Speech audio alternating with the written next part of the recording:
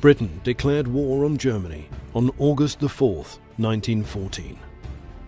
In the first few weeks of the conflict, German forces quickly advanced through Belgium and France, wiping out large sections of the British army.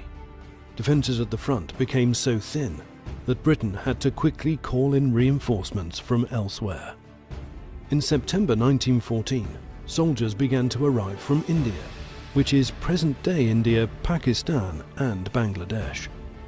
During the course of the war, a total of 1.5 million Indian soldiers came over and fought for Britain.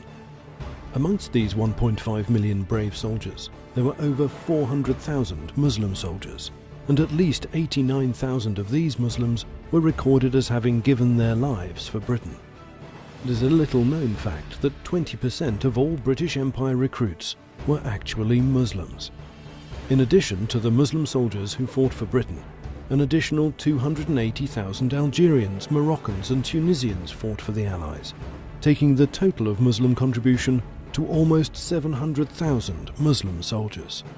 According to military historian Gordon Corrigan, if the Indian Army hadn't arrived when it did, the Germans may well have broken through, and they may well have got to the Channel ports, and the whole history of the war may well have been very different.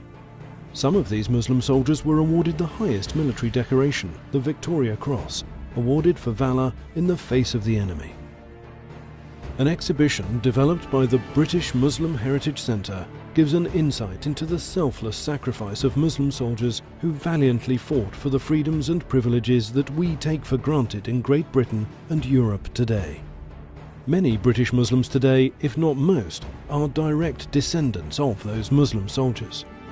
At a time when the Muslim community is continually in the media spotlight, with some of our society calling into question their loyalty to British values and to the British way of life, we hope that this initiative will go a long way to finding common ground.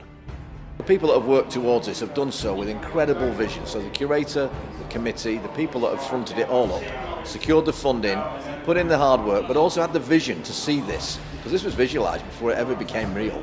And I think that's fantastic.